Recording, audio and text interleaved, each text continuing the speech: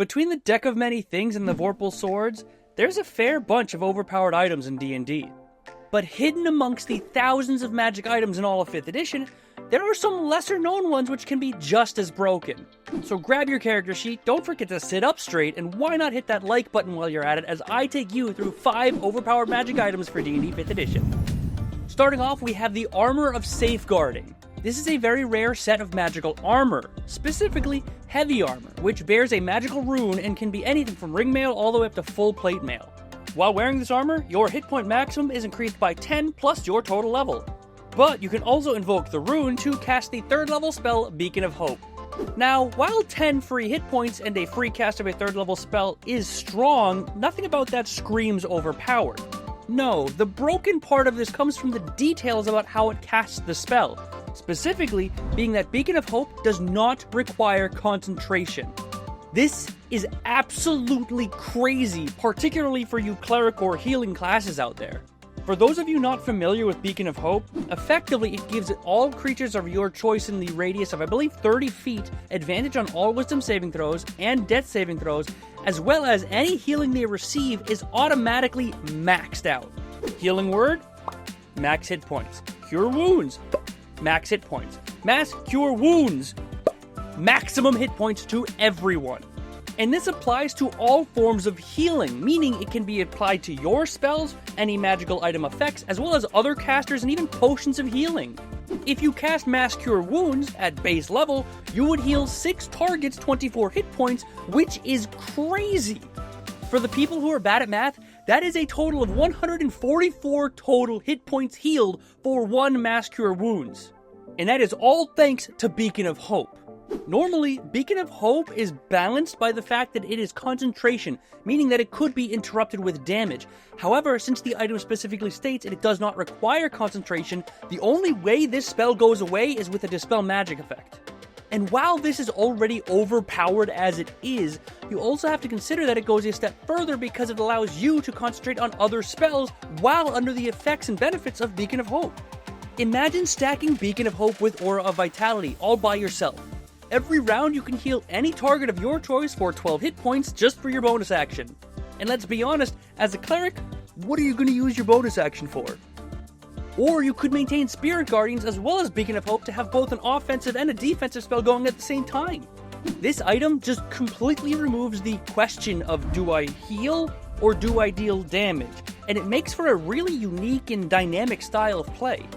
So if you want to carry combat with, honestly, ludicrous amounts of healing, keep your eyes peeled for the Armor of Safeguarding. Next on our list for today, we have the Bloodshed Blade. This is a magical type of sword that, just like the armor we just talked about, bears a rune, only rather than a shield rune, this bears a blood rune. Whenever you hit with this weapon, you can also add your Constitution modifier to the damage roll. That in itself is pretty powerful. But again, just like the armor, you can invoke the blood rune for an absolutely crazy effect. The blade flares with a crimson light and infuses your strikes with bloodthirsty precision. You can then spend and roll any number of hit dice you choose and add that number rolled to your damage roll.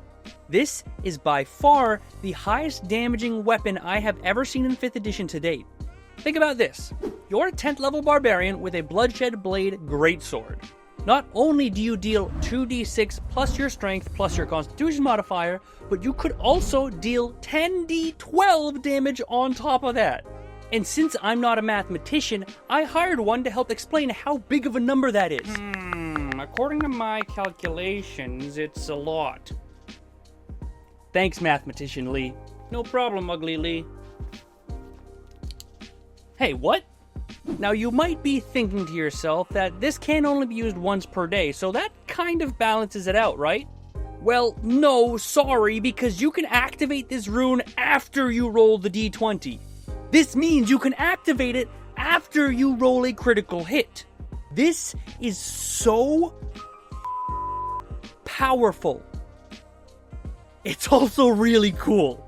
So, if you get this item on your character, you better hold on for dear life because you can bet that boobies calculator over there that the DM is going to be trying to do everything in his freaking power to remove it from your character sheet. And honestly, I can't even blame him for it. Now, admittedly, the Bloodshed Blade is going to be a difficult act to follow. However, our next item on today's list, the Oathbow, has its own set of fantastic features for players who prefer the ranged weaponry. When you make a ranged attack with this weapon and say, "Swift death to you who have wronged me," that target of the attack becomes your sworn enemy for 7 days or until they become dead. Every attack against your sworn enemy with this weapon gets some crazy benefits. First, every attack you make is with advantage. Second, your enemy does not benefit from any cover aside from total cover. Third, you suffer no disadvantage for long-range attacks, meaning that you effectively get advantage on all attacks even if it's far out of the normal range of any bow. And finally, any attack that hits deals an additional 3d6 piercing damage. To clarify, that's 3d6 on top of your normal weapon damage, so that would be 1d8 plus 3d6 piercing damage every single attack. And that's not even considering other bonuses. If you throw Hunter's Mark on that, that's a whole nother d6 to add right on top, and let's not forget about your dexterity modifier, which is honestly probably going to be 4 or higher. All of this adds up to, on average, 23 damage per hit with this weapon. And I don't know about you, but that's some pretty crazy damage if you ask me. Sure, it's not 10d12 damage like the Bloodshed Blade, but this damage is for every single attack, meaning it would only take about roughly 5 attacks to outdo the damage of the Bloodshed Blade. Not to mention, your attacks have advantage, so it increases the likelihood you're going to hit more of those attacks, which overall means more damage. So again, I say if you're a player that prefers ranged weaponry, then there's really no better option than the Oathbow. Now, next up on the list, we have a really cool pair of gauntlets of the Flaming Fury variety. While wearing these gauntlets, you can engulf any weapon you're holding in a magical flame. Each attack with these weapons now deals an additional d6 fire damage on a hit. Now, compared to the other items I've mentioned thus far, you might be thinking that these don't really sound all that overpowered.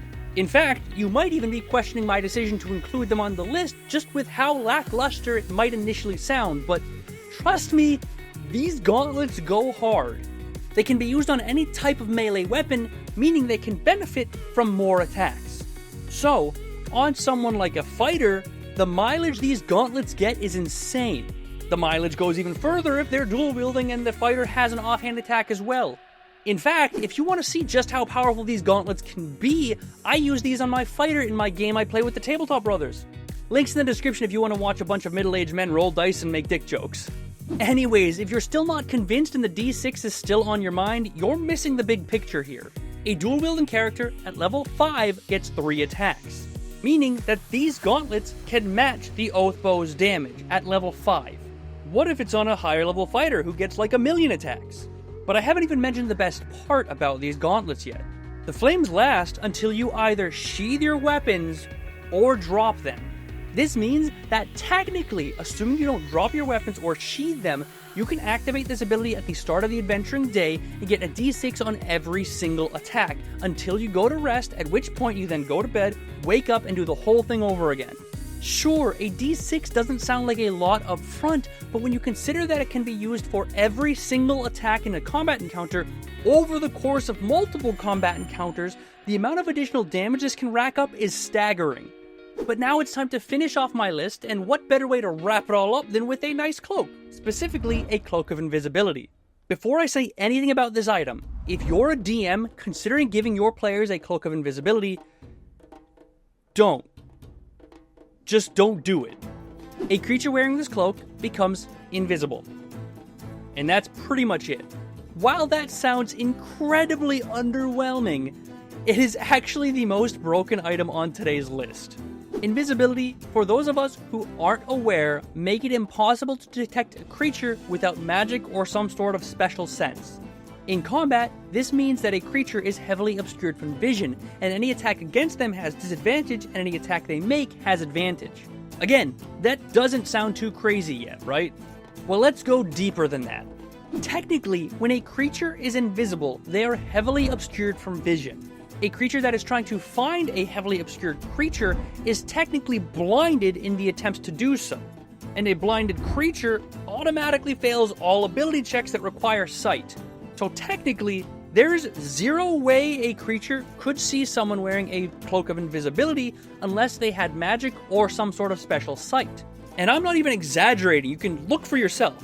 You can look up the cloak, then find the invisibility rules, then look up the obscurement rules, and then find the blindness condition. It's all right there, plain as day, hidden amongst 5 completely random arbitrary pages across D&D's rulebooks. Honestly, I don't know why so many people get confused about the rules. I'm not kidding, it's actually kind of difficult to find it. Anyways, the cloak effectively grants a creature permanent greater invisibility. And this on any class is already powerful, but could you consider this on a rogue? Permanent sneak attack. Or maybe even just a caster for advantage on your big spell attacks. Honestly, the Cloak of Invisibility has the potential to turn your campaign completely on its head, so if you're considering giving it to your players, you should at least consider it a little bit longer before you do so. But if you're the lucky player who already has this in their inventory, then congratulations on playing D&D on easy mode. But that's it for 5 overpowered magic items for D&D 5th edition. If you're interested in other magic item videos like this, I have linked a playlist in the description below for you to check out. Also, if you have any favorite or overpowered magic items I didn't mention, leave a comment below and let me know. I read every comment, almost always reply, and who knows, I might even feature your comment in the next video. Thank you very much for watching, I hope you enjoyed, and I will see you on Friday.